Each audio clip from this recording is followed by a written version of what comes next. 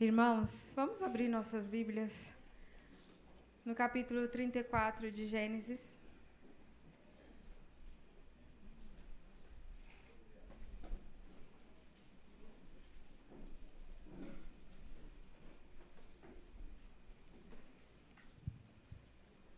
Gênesis capítulo 34.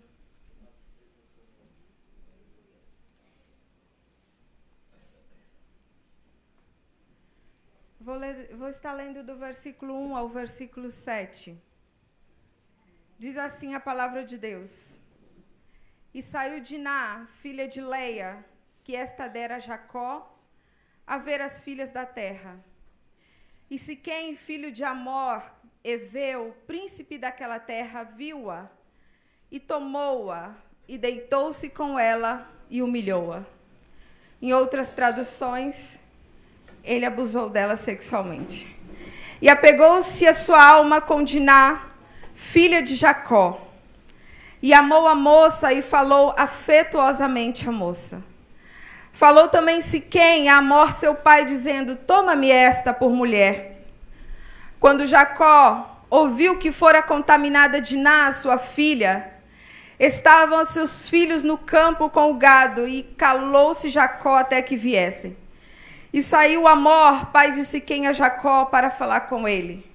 E vieram os filhos de Jacó do campo, e ouvindo isso, entristeceram-se os varões, e iraram-se muito, pois aquele fizera loucura em Israel, deitando-se com a filha de Jacó, o que não se devia fazer assim.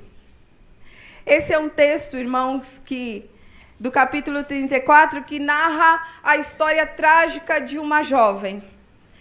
Quase nunca ouvimos falar sobre Diná, mas esta noite eu quero dar um espaço especial para esta jovem. Ela, segundo historiadores, não era uma criança quando ela foi abusada, mas também não era uma mulher. Ela tinha cerca de 16 a 18 anos. E a Bíblia não explica o porquê que ela saiu a caminhar sozinha para ver as filhas da terra, mas aqui mostra que por causa da lascívia do coração do homem, ela saiu a passear, e este jovem que levava o mesmo nome da cidade, Siquém, viu, observou, a desejou, a tomou. Algumas versões diz que ele usou de violência física, a tomou, abusou dela e roubou a sua inocência. Essa é uma história trágica que aconteceu com Diná. E os versículos que seguem narram que seus irmãos se iraram com que Siquém fez a sua irmã, com a humilhação que a fizeram passar. E aí eles tramam um plano sanguinário e matam todos os homens da cidade. Então, quando nós olhamos esse texto de Diná, esse texto do capítulo 34, nós vemos uma tragédia seguida da outra. E aí, quando eu leio e eu penso nessa jovem moça, eu vejo que a Bíblia nunca mais menciona seu nome, nunca mais se ouve falar de Diná, e é como se ela fosse silenciada. E por quê? Porque ninguém quis saber o que se passava no coração da jovem. Ela foi abusada, ninguém sequer consultou como ela se sentia, o que havia no seu coração. Seus irmãos maquinaram um plano sanguinário sem sequer saber o que havia no coração dessa jovem. Ela foi silenciada e, obviamente, havia um clamor no coração dela por tudo que ela havia passado, mas eu sinto como se Diná tivesse sido silenciada. Mas esse silêncio da Diná, ao mesmo tempo, ele é ensurdecedor, porque certamente havia um grito dentro dela, um grito por restauração, por vida, por esperança. Mas ela não é ouvida, ela é silenciada e ela é sentenciada a viver na solidão e na humilhação e na vergonha, dado que neste tempo, a cultura, nenhum homem queria se casar com uma mulher que tivesse sido abusada. Então Diná é destinada a viver sozinha. Mas esse clamor do interior de Diná, ele é global, ele se estende aos tempos de hoje também. Porque Diná, ela representa milhares de crianças, meninos, meninas, mulheres e homens que sofrem abuso, violência e todo tipo de maltrato. Este clamor do coração de Diná representa as meninas africanas que ainda crianças são abusadas por homens portadores do vírus HIV, que acreditam que se tiverem relação com essas meninas, por serem virgem, eles serão curados. Diná representa o clamor silencioso de milhares de mulheres indianas que tiram sua vida diariamente porque estão cansadas dos maltratos domésticos sofridos por seus esposos. Esse clamor silencioso do coração de Diná também representa mulheres que não têm nenhum direito civil no país onde elas moram. Que somente por se opor ao esposo ou alguma figura masculina, elas são sentenciadas à morte. Há um filme que se chamou Apedrejamento de Soraya, que conta uma história verídica sobre uma iraniana que foi acusada, uma mulher que foi acusada injustamente, sem direito de defesa, foi acusada de adultério, mas como seu país, as mulheres não têm direito civil, ela foi apedrejada pela sua família e pelos seus vizinhos. Diná também representa esse clamor do coração dela, as 503 mulheres que por hora no nosso país, não é dia, nem semana, nem mês, mas que por hora sofrem violência doméstica todos os dias. Diná também representa os casos de estupro e de abuso no nosso país, que acontecem a cada 11 minutos. E a maioria deles é com crianças e adolescentes. E por onde quer que nós olhamos e por onde quer que vaiamos, há um clamor no coração das pessoas, na alma das pessoas. E embora este tema seja um tema que parece que tem caráter social e político, ele é um tema para a igreja. Nós precisamos prestar atenção e enxergar esses acontecimentos, porque há um clamor no coração das pessoas, há uma necessidade de Deus que só o próprio Deus pode encher. Por isso é um tema para nós, para a igreja. Por isso que nós precisamos estar olhando para as Dinás que estão à nossa volta. Então é esse clamor no coração das pessoas, né? E esse tema é para a igreja também, porque o abuso, ele não provém de Deus. E embora a sociedade que nós vivemos nos conduza a pensar de uma forma, nós, quando viemos a Cristo, nós recebemos uma nova identidade e fazemos parte da cultura do reino. E na cultura do reino, todo tipo de violência e abuso não provém de Deus. Amém? Então, Diná, ela representa aqui milhares de pessoas. Mas não apenas isso, senão que quando nós olhamos para esse texto de Diná, nós fazemos uma viagem espiritual. Os versículos anteriores ao capítulo 34 fala que seu pai Jacó comprou um pedaço de campo, construiu ali um poço para dar de beber aos filhos, aos gados. E aí, onde aconteceu essa tragédia, nós vamos ver lá em João que Jesus restaura a vida de uma mulher, no mesmo lugar onde houve desonra, onde houve vergonha, onde houve humilhação. No mesmo lugar, Jesus tem um encontro com uma mulher que nós rotulamos de adúltera, de samaritana, uma mulher sem identidade. E que muitos pregadores, né, rotulam ela como adúltera, mas quando eu penso na samaritana, eu penso no sentimento que essa mulher carregava, e é como se o sofrimento de Diná, esse clamor que havia no coração dessa jovem abusada, se estendesse até a samaritana. É como se essa dor e essa vergonha, essa nuvem tenebrosa de humilhação contra as mulheres não tivesse passado. E embora esta mulher samaritana seja rotulada de adúltera, eu penso em algo muito mais profundo que de repente havia no coração dela. Porque lá no capítulo de João 4, você não precisa abrir, mas no decorrer do capítulo fala que ela tinha 5 maridos. Depois que Jesus inicia uma conversa com ela, ele fala, vai, chama teu marido. E ela disse, Senhor, eu não tenho marido. E ele fala, você disse bem, porque 5 tivestes e o que você tem agora nem é seu. E aí eu penso na situação, na condição do coração desta mulher, de haver passado por 5 casamentos. Naquela época, o homem podia se separar por qualquer razão, por qualquer motivo. Se a mulher não fizesse as tarefas de casa bem, se ela opusesse alguma coisa, alguma ordem que ele falasse. os motivos de divórcio eram banais, o que infelizmente nos dias de hoje não é muito diferente. Por muito pouco as pessoas estão abrindo mão dos seus relacionamentos conjugais. Mas neste tempo, por qualquer motivo, o homem tinha direito de se divorciar da mulher. Então eu penso que a samaritana, esta mulher, que nós não sabemos o nome, ela carregava consigo uma dor de rejeição. Talvez o seu senso de alto valor estava no chão, sua autoestima, porque ela passou por um casamento e um homem, de alguma maneira, pedindo divórcio, estava dizendo: eu não te amo mais, você não vale nada. E aí ela passa por um segundo casamento que também é falido, que também não dá certo, porque a Bíblia não menciona que ela era viúva. E ela passa por um terceiro, por um quarto, um quinto casamento. E o sexto homem da sua vida nem sequer teve a dignidade de assumi-la. Então eu penso que esta mulher carregava tanta dor, tanta vergonha, tanta humilhação dentro dela, que ela era representada também por Diná. Havia um clamor silencioso no coração desta mulher. E aqui no capítulo 4 de João, eu vou ler 3 versículos, para que nós possamos tirar algumas lições de como nós podemos ouvir o clamor do coração das pessoas à nossa volta. Porque, como eu falei anteriormente, por onde quer que nós vayamos, as pessoas estão com necessidade de Deus, não é verdade? Então nós precisamos ouvir, entender o que há no coração das pessoas à nossa volta. E Jesus, quando vai ali a caminho e passa por Samaria, ele nos ensina algumas coisas. Diz aqui o versículo 4 de João, depois você pode ler em casa, diz: e era-lhe necessário passar por Samaria.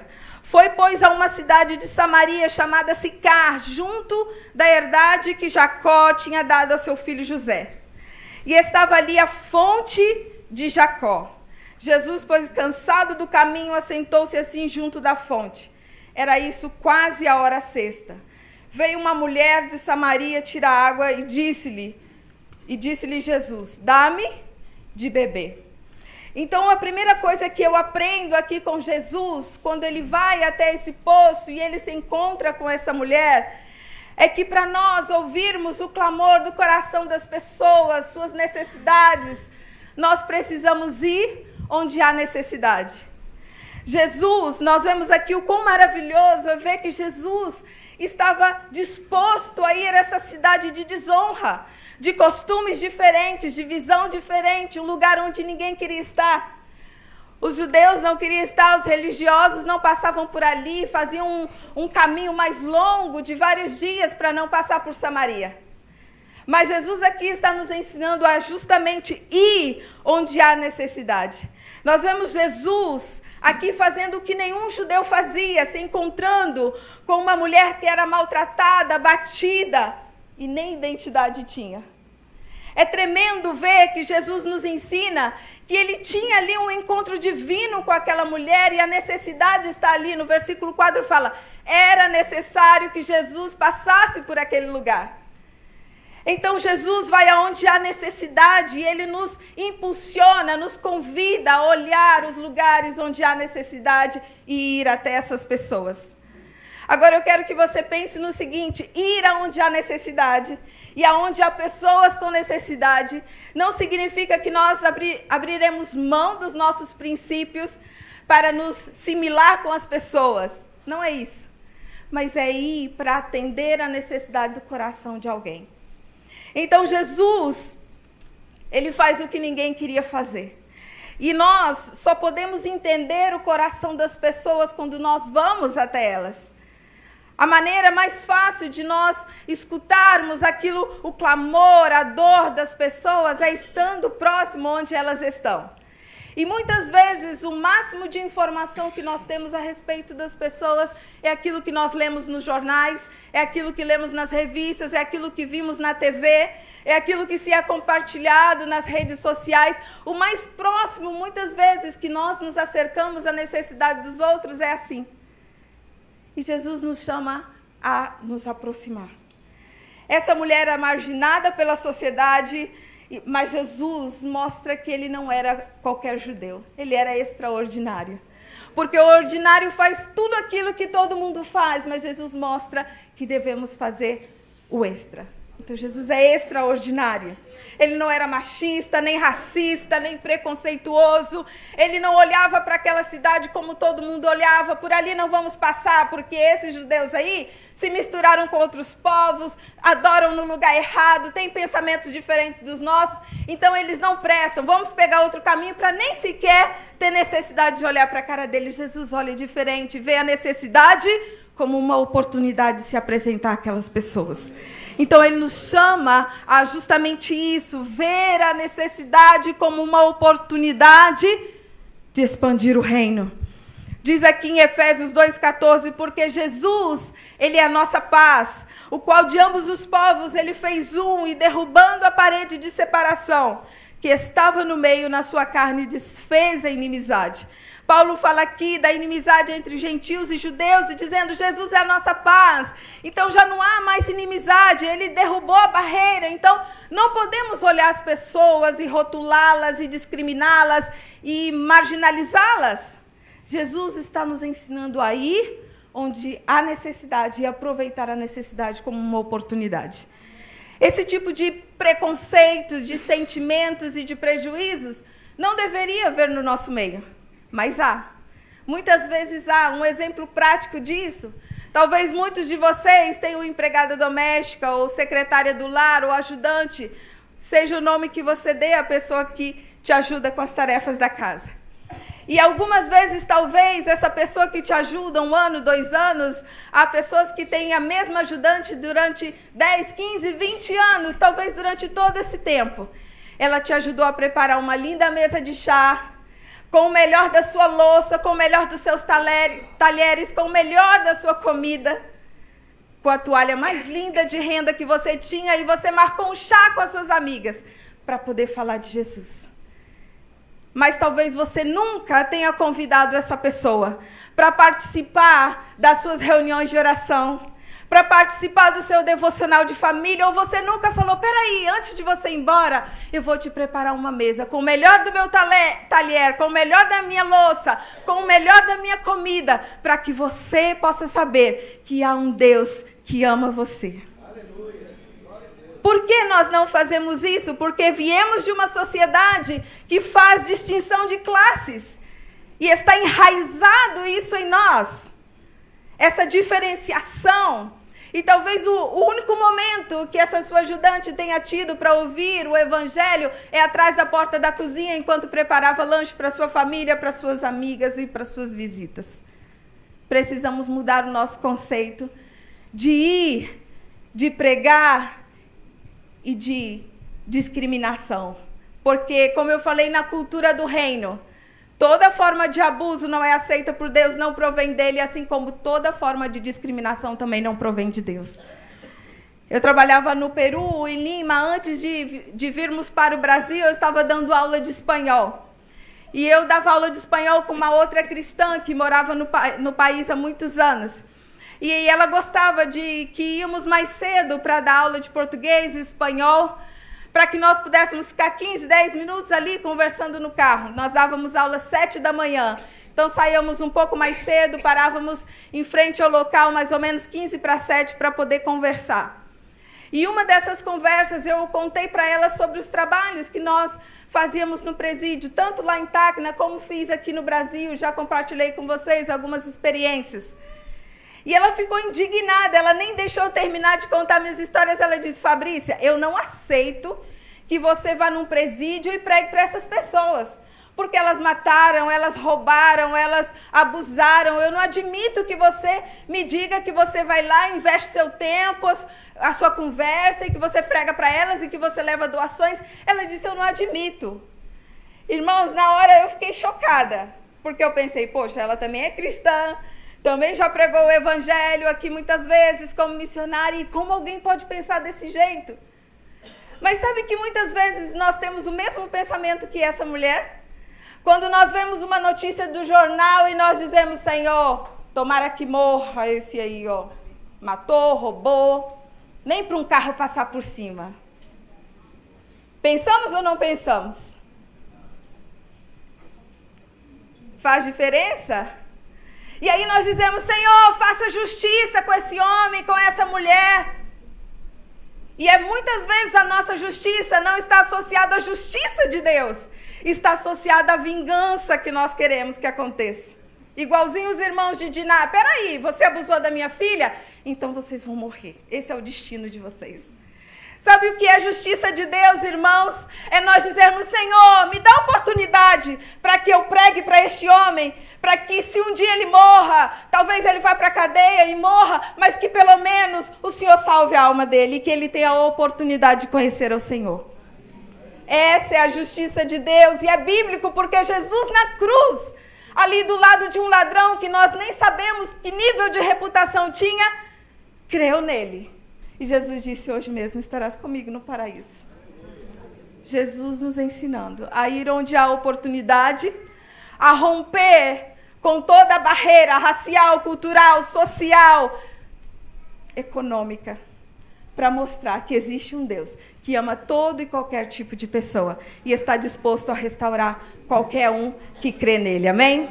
Outra coisa que nós aprendemos aqui com Jesus é que nós precisamos, para ir nos encher de coragem, precisamos ter coragem, porque Jesus, aqui no versículo 10, a própria samaritana fala assim, Senhor, como me pedes água, se o Senhor é judeu, eu sou samaritana, porque havia essa inimizade, e Jesus rompe um costume religioso da época, um costume dos judeus de não querer passar ali para o Samaria, eles não conversavam com mulheres em público, e principalmente de reputação duvidosa. Então, eu penso que nós precisamos sim de coragem para enxergar a necessidade que é à nossa volta.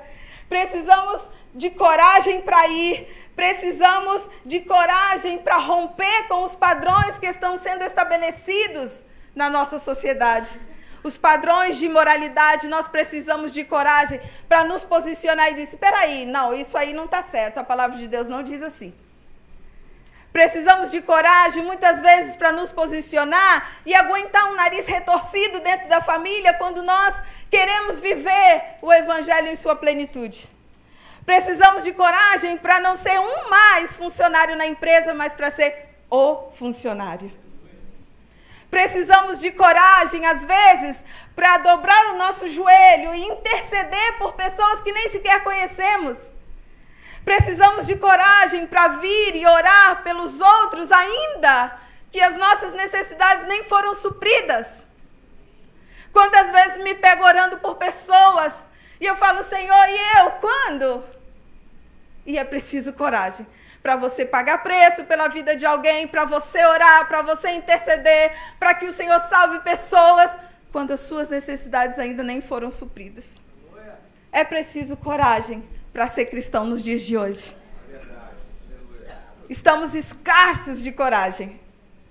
Estamos escassos de coragem e precisamos de coragem para nos posicionar.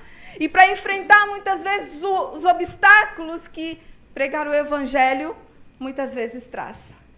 Eu lembro que dentre tantas experiências que eu tive no Peru com jovens, porque eu discipulava muitas mulheres e jovens, uma delas era uma menina de 12 anos. Hoje quase não chamamos de criança, né? Quando tem 12 anos, mas ela era uma criança.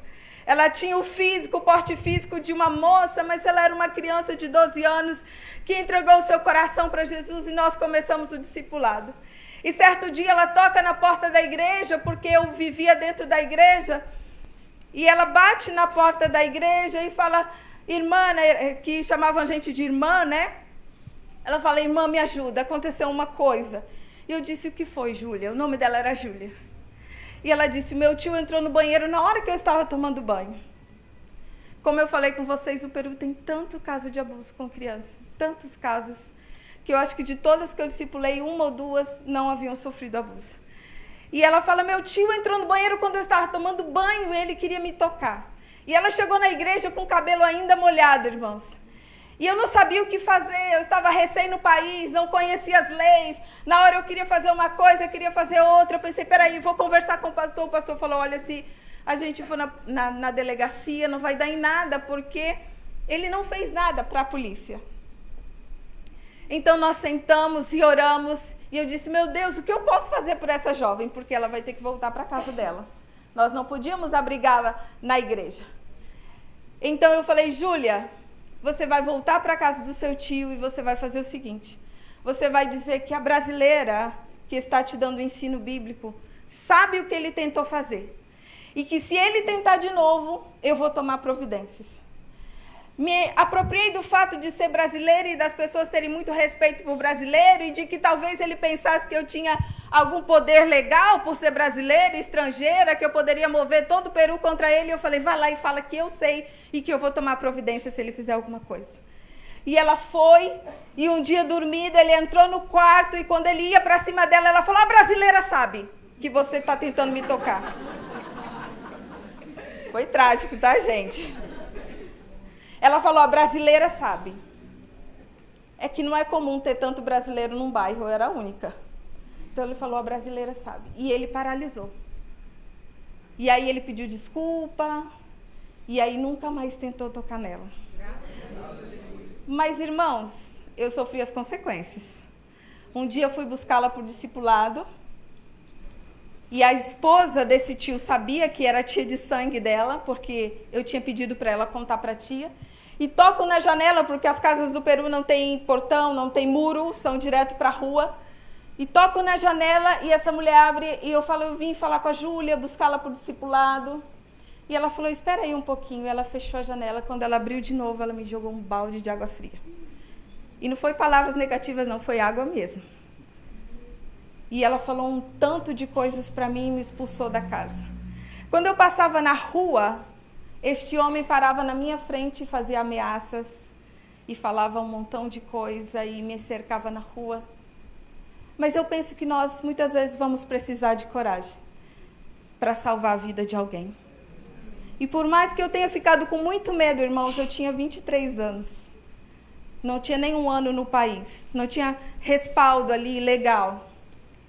Mas eu me senti feliz, porque o Senhor me encheu de coragem para salvar a vida de uma jovem. Do trauma, da vergonha e da humilhação. Então, muitas vezes, nós vamos ter que pedir coragem ao Senhor para poder fazer parte da vida de alguém e salvar esse alguém do perigo. É preciso coragem para você ter tempo para se dedicar a alguém. Meu Deus, nós vivemos em dias que ninguém tem tempo para ninguém. Esses dias uma amiga fez aniversário e eu liguei para ela e eu falei, eu quero voltar às antigas. Eu vou ligar, quero te ver e, se possível, mandarei carta.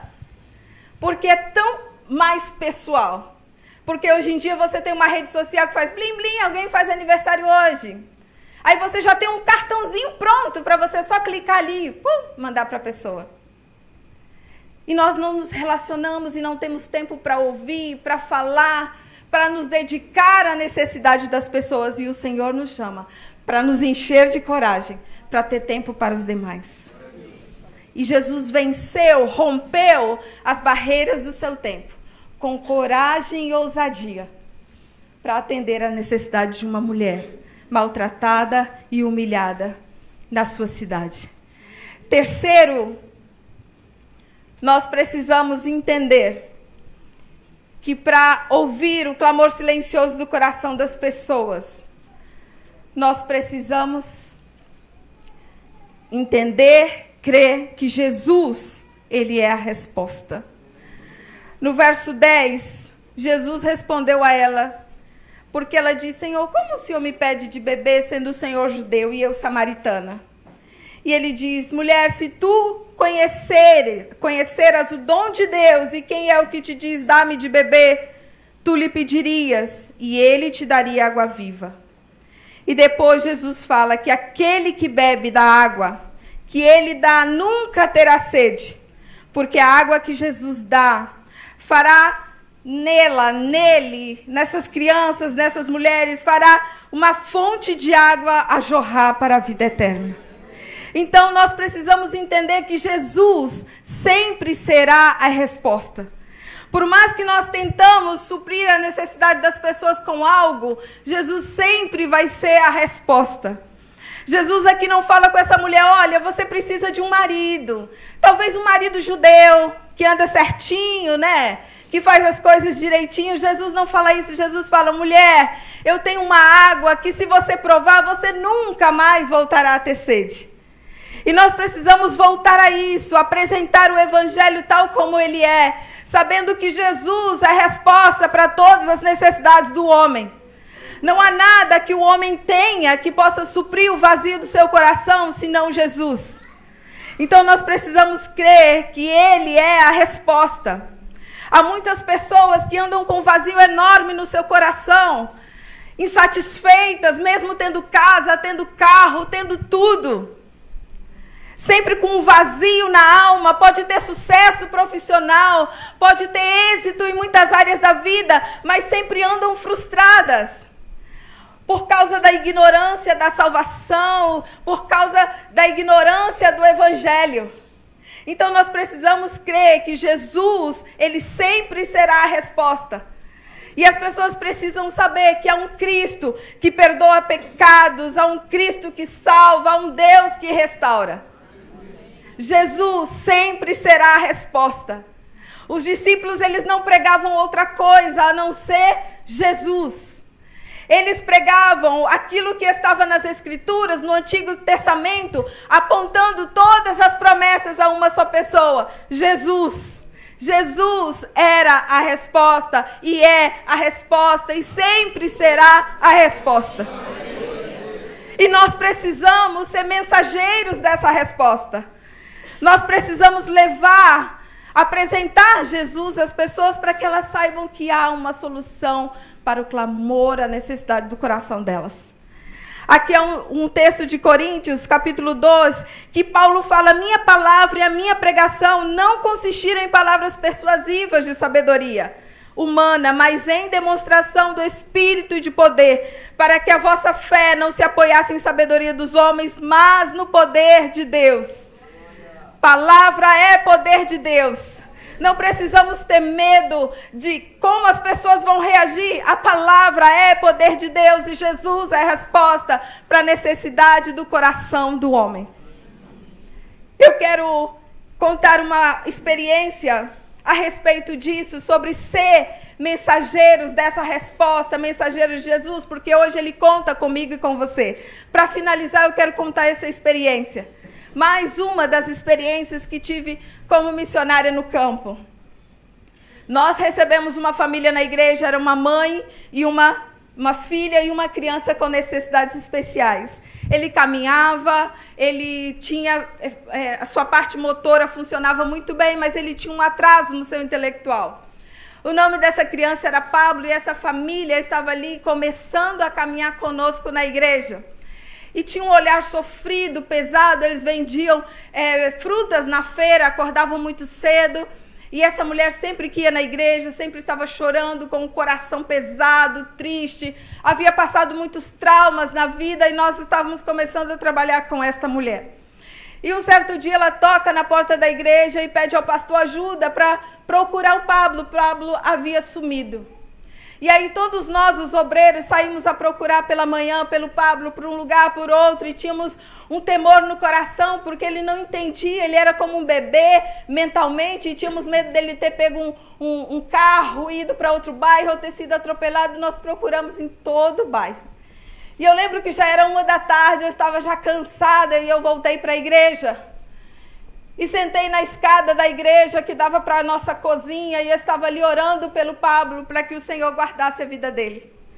E aí, passado alguns minutos ali orando, o pastor entra na igreja de cabeça baixa, falando sozinho, com os olhos cheios de lágrimas. E eu falei: pastor, vocês encontraram o Pablo? Ele falou: irmã, nós encontramos. E eu disse: uau, glória a Deus. E como ele está? Ele parou na minha frente e disse: nós encontramos o Pablo, estávamos na delegacia, mas agora sua mãe o levou para o hospital. Ele tinha 10 anos nessa época. E eu falei: pastor, mas por que ele foi para o hospital? Ele se machucou, ele foi atropelado. E ele falou: nós o encontramos no banheiro de uma escola, com as roupas todas sujas de sangue, suas partes íntimas todas machucadas. E ele disse: três me machucaram. Ele havia sido abusado por 3 rapazes naquele dia. E eu lembro que ali, sentada na escada, eu chorei muito, irmãos. Porque ele era uma criança especial. Eu chorei muito e eu disse: Senhor, onde o Senhor estava quando isso aconteceu? Onde o Senhor estava que deixou que essa criança, que nem sequer sabe o que aconteceu com ela, ela nem sequer entende entende que maltrataram, que abusaram dela, onde o Senhor estava. E eu orei com um sentimento tão pesado, irmãos, e eu disse: Senhor, me responde, onde o Senhor estava? Ele disse: eu estava exatamente aí, sentado nessa escada. E o Espírito Santo de Deus me disse: é porque eu preciso de você, para que eles saibam que existe um Deus que os ama e que tem um plano muito diferente desse para a vida deles. E a partir daquele momento eu entendi que eu preciso colocar a minha vida à disposição de Deus, para que Ele seja a resposta à necessidade do coração dos homens. Tanto os maltratados quanto os que maltratam, eles precisam de um Salvador. E eu e você somos portadores dessa resposta hoje. E nós precisamos nos levantar das escadas e fazer como a samaritana, no momento que ela entendeu quem era Jesus, e no momento que Jesus curou a sua alma, aquele sentimento que havia de dor no coração dela, ela larga seu cântaro e vai até a cidade e diz: olha o que esse homem disse, ele me conhece, ele sabe quem eu sou. E mesmo assim ele me amou. E mesmo assim ele me ama. E Deus está dizendo que um dia Ele te restaurou, para que você levante do seu lugar e diga: há um Deus que fez algo na minha vida e deseja fazer o mesmo por você. É tão triste nós olharmos o que acontece à nossa volta e não fazermos nada. Como igreja, nós precisamos olhar a necessidade à nossa volta e ver como uma oportunidade de fazer Jesus conhecido.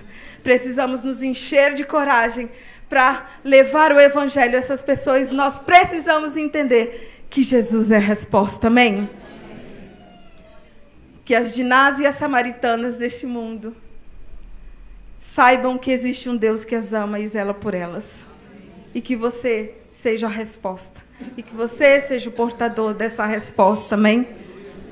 Onde olharmos à nossa volta, há alguém que precisa de Jesus e que precisa de você. Vamos ficar de pé, vamos orar.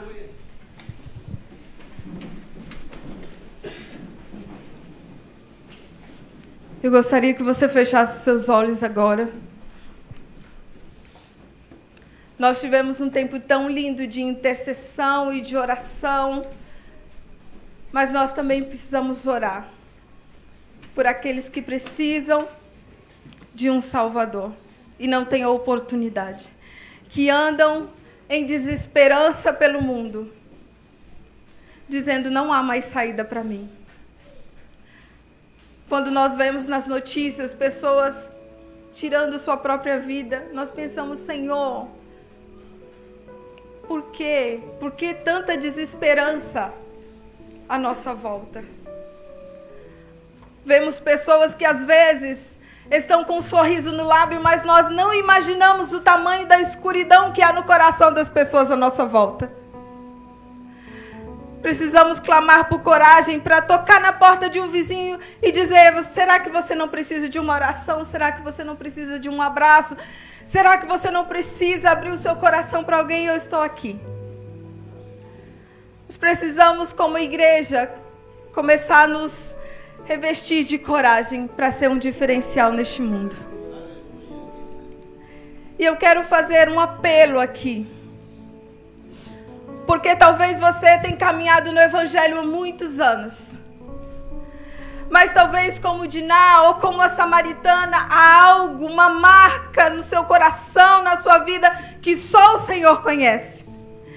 E talvez essa dor, essa lembrança, que não necessariamente é um abuso, mas é algum maltrato, uma palavra dita fora de hora, uma decepção, uma frustração da sua vida, que talvez seja um impedimento para que você avance, para que você faça como a samaritana, largue tudo e diga: olha para mim. Talvez algo no seu coração aí guardado, alguma inquietude que você até hoje tem perguntado: Deus, por que o Senhor permitiu isso? Talvez algo que aconteceu com uma pessoa próxima a você, eu não sei, você sabe e o Senhor também sabe. Mas eu quero orar por você nessa noite, para que você experimente a liberdade que só Jesus pode dar. Talvez você tenha caminhado com Jesus há anos, mas precisa desse toque especial para receber a ousadia de Deus, para dizer: olhem para mim, lembra quem eu era? Eu vivia cabisbaixa, triste, de derrota em derrota, em frustração, rejeição.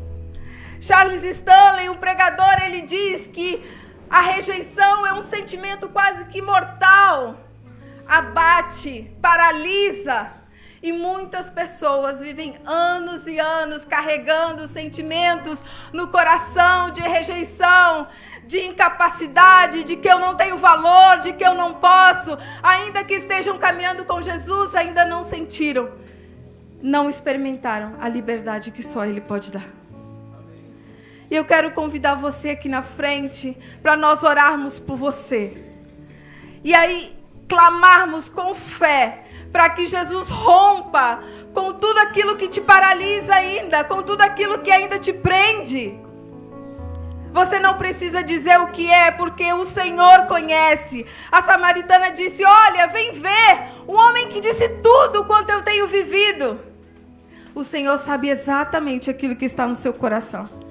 Ele sabe exatamente aquilo que você tem vivido e Ele não está alheio ao que tem acontecido na sua vida. Mas hoje, pela fé, creia que o Senhor deseja tocar para que você se sinta liberada, para que você se sinta livre, para que você já não carregue o peso da dor, da culpa, da vergonha, da humilhação e seja verdadeiramente livre através do toque do Senhor.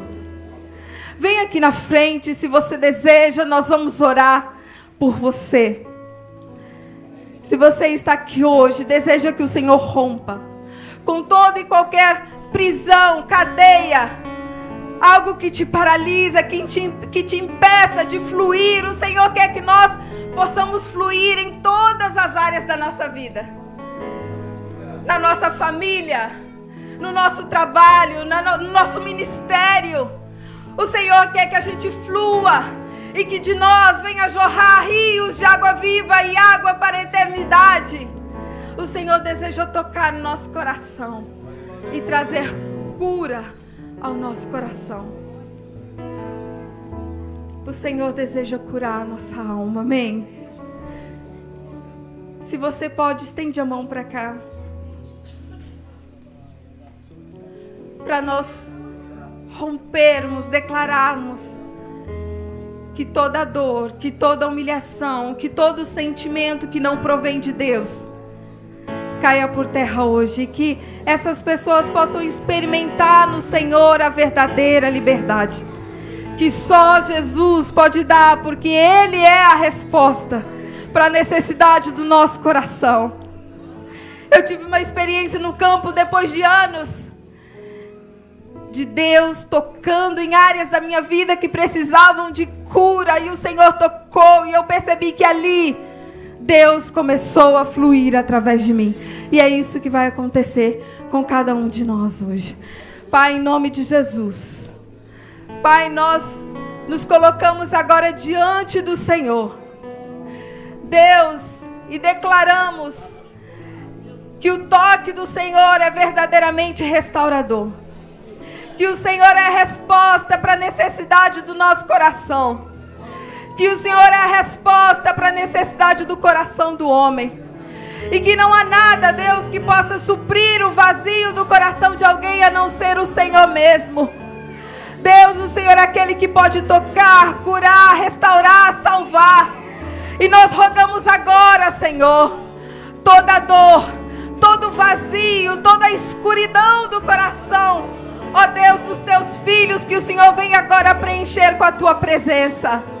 Vem, Espírito Santo, preenchendo com a tua presença, Senhor, naquele lugar que só o Senhor conhece. Que o Senhor venha a dar o toque do Senhor, o toque de libertação, o toque de cura, o toque de salvação, para a glória e louvor do teu nome. Senhor, vai tocando mesmo, vai dissipando toda a dor, vai entrando no íntimo de cada um aqui. O Senhor é quem conhece, o Senhor é quem sabe. Ó Deus, que cada um aqui se sinta agora tocado pelo teu Espírito, abraçado, consolado, restaurado pelo Senhor. Porque só o Senhor tem poder para tocar nas áreas mais profundas da nossa vida. Deus, em nome de Jesus, eu clamo também, Senhor, para que uma vez que o Senhor toque e restaure a vida dessas pessoas, que elas possam ir aos seus e dizer: olha o que Jesus fez por mim, olha quem eu era e olha agora quem eu sou. Que haja uma mudança visível, Senhor, na vida dos teus filhos. Em nome de Jesus, nós rogamos por uma mudança, pela restauração do Senhor. Que o Senhor use a cada um, ó Deus, para a glória e louvor do teu nome. Em nome de Jesus.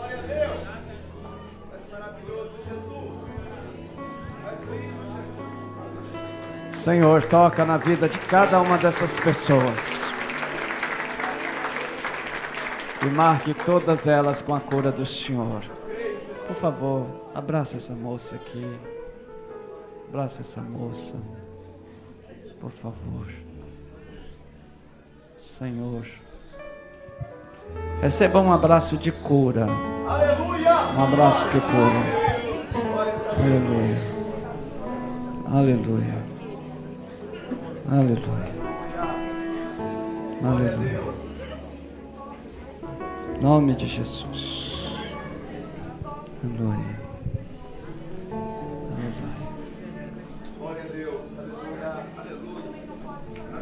Aleluia. Glórias a ti, Jesus. Glórias a ti, Jesus. Senhor, não estamos brincando com as emoções de ninguém, Senhor. Estamos profetizando, declarando cura divina na alma, nas emoções, no coração, Senhor Deus. No consciente, no subconsciente e no inconsciente. Só o Senhor pode fazer isto, meu Deus. Paramos essas vidas, Pai, saradas. No nome poderoso de Jesus, meu Pai. Saradas. No nome de Jesus. No nome de Jesus. Quantos querem mover um fogo de Deus no seu coração? Levante sua mão.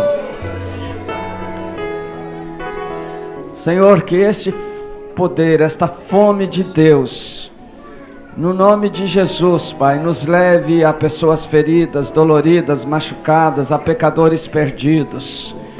Senhor, enche as nossas células de pessoas com necessidades, pessoas aonde nós possamos, Senhor Deus, dar o nosso amor e ajudá-las, meu Deus. É tremendo ouvir estas mensagens, mas é muito mais tremendo sermos úteis no teu reino. Nós declaramos que aqui há pessoas com as mãos cheias do Espírito Santo para ajudar na cura, no milagre, na restauração, na renovação, na salvação de pessoas através das nossas células. Abençoamos os teus servos, Pai, com esta palavra de vida, assim como Jesus visitou uma mulher abandonada, esquecida, rejeitada. Nós seremos instrumentos do Senhor para o teu louvor, em nome de Jesus. Amém. Amém. Senta por um minutinho. Pode acender a luz, graças a Deus.